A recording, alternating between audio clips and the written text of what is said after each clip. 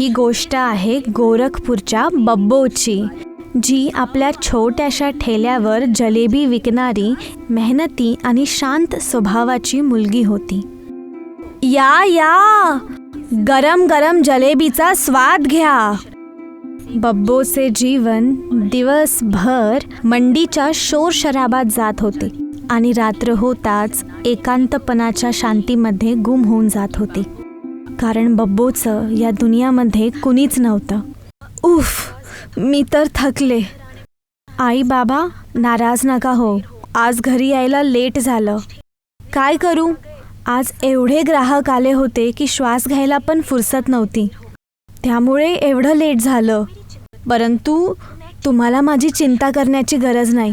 मी ठीक आहे, खुश आहे आणि आपली काळजी घेते. तुम्ही दोघं पण खुश राहा, ओके?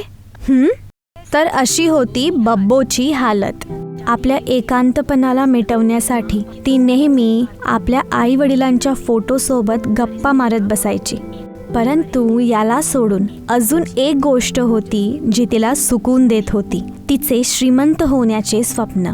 अरे शू, हे काय करत आहे? मी बोलले ना मला इटालियन पाहिजे.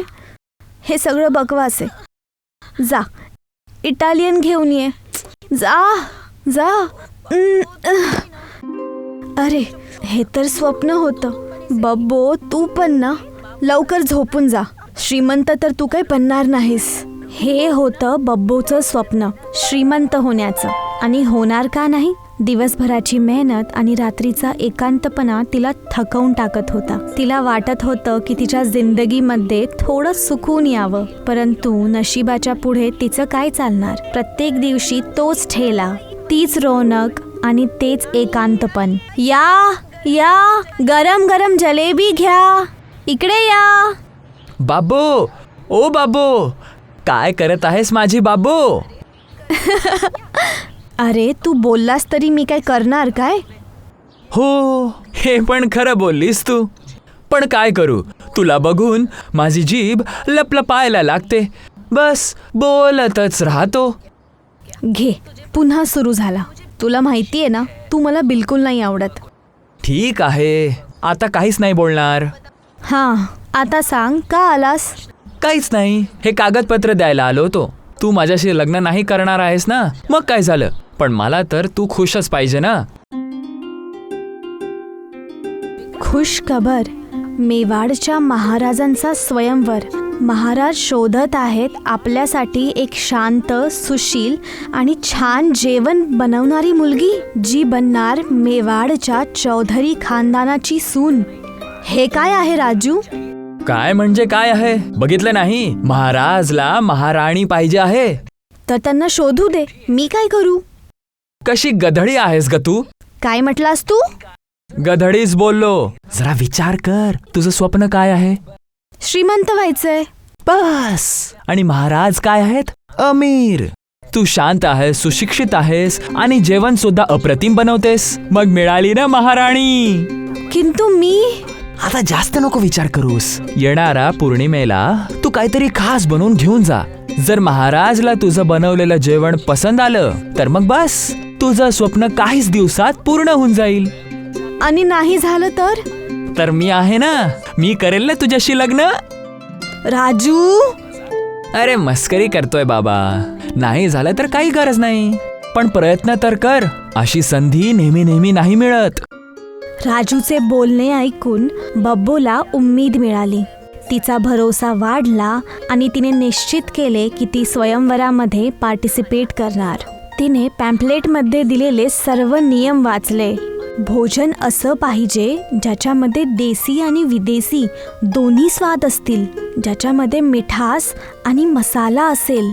अरे, असा कसा नियम आहे? मी तर असं भोजन कधीच नाही बनवलं. नियम वाचून बब्बोची हालत खराब झाली. तिला काही समजेना. करावं तर काय करावं, परंतु तिने हार नाही मानली. दिवस रात्र रेसिपीची पुस्तकं वाचली, मोबाईलवरती रेसिपीज बघत होती आणि रोज व्यंजनाचा अभ्यास करत होती. हे बनलं माझं मसालेदार गुलाबजामुन. खाऊन तर बघू. वाह बब्बो, काय बनवलंय? तू तर कमाल केलास. मिठास आणि मसाला दोन्ही मिक्स. स्वयंवरचा दिवस जवळ येत होता. बब्बोने सर्व तयारी केली होती, परंतु तिला समजत नव्हतं की अखेरकार काय बनवायचं.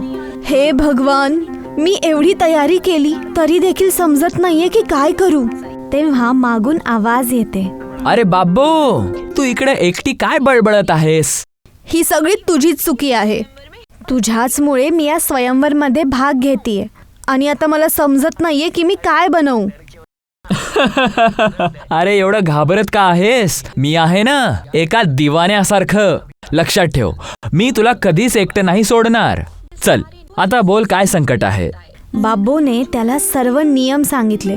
ऐकून राजू सुद्धा परेशान झाला. काय? देशी आणि विदेशी स्वादाचा मेळ, गोडवा आणि मसाल्यानी भरलेला. भाऊ, हे तर कोणीच नाही बनवू शकत. बघ, मी सांगितलं होतं ना, माझंच दुर्भाग्य आहे की मी तुझी गोष्ट ऐकली. बाबूची ही हालत पाहून राजू विचारांमध्ये डुबला. थोड्या वेळानंतर त्याच्या चेहऱ्यावरती मुस्कान आली. त्याला एक खास व्यंजन सुचला, जो स्वयंवरसाठी एकदम अनोखा होता. भेटली मला. काय? स्वयंवरची खास डिश, मसालेदार जलेबी सँडविच. काय म्हटलास तू?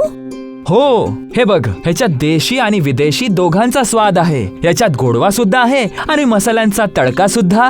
राजूचं बोलणं ऐकून बब्बो तर खुशीने नाचलीस. आता तिच्याजवळ स्वयंवरसाठी एक अनोखी डिश होती. तिने तुरंत त्याची तयारी सुरू केली. बब्बो दिवस रात्र वेगवेगळ्या प्रकारची जलेबी आणि सँडविच बनवून बघत होती. आणि शेवटी स्वयंवराचा दिवस आला. आई, बाबा, आज तुमची मुलगी एका मोठ्या परीक्षेसाठी जात आहे. तुमचा आशीर्वाद सदैव माझ्या पाठीशी ठेवा. आई बाबांच्या फोटोसमोर माथा टेकवून बाब्बोने काम सुरू केलं. जलेबीसाठी मैद्यामध्ये मसाला आणि लसूणाची पेस्ट मिळवली आणि त्याचं एक घट्ट मिश्रण तयार केलं.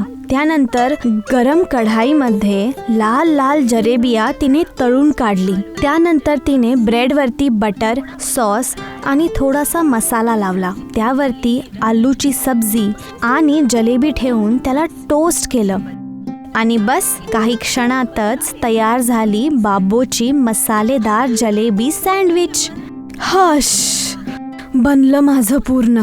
बाब्बो मोठ्या राजमहालामध्ये पोहोचली. तिथे मोठ्या मोठ्या श्रीमंत घराण्याच्या सुंदर मुली आल्या होत्या. त्यांच्या कपड्यांची चमक पाहून बाब्बोचा तर आत्मविश्वास ढसळला, परंतु तिने तुरंत स्वतःला सांभाळलं. आता बब्बोची बारी आली. तिने आपला मसालेदार जलेबी सँडविच राजा विक्रांतला दिलं. जसेही राजाने एक बाईट घेतला, त्यांच्या चेहऱ्यावरती खुशीची चमक आली. वाह, क्या बात है. असा स्वाद मी पहिले कधीच नाही चाखला. देशी आणि विदेशी दोघांचा एक मस्त संगम. बाब्बो, तुझी स्तुती जेवढी केली तेवढी कमी आहे. ठरलं तर मग मेवाडची महाराणी फक्त तूच आणि तूच बनणार आहेस. काय? खरंच? हो बाब्बो, तूच बनणार माझी महाराणी. आणि अशा प्रकारे जी कधी गरीब आणि एकांत ठेलेवाली होती, ती मेवाडची महाराणी बनली. राजूचं बोलणं सत्य ठरलं आणि बाब्बोची मसालेदार जलेबी सँडविचने तिचं नशीब पालटलं.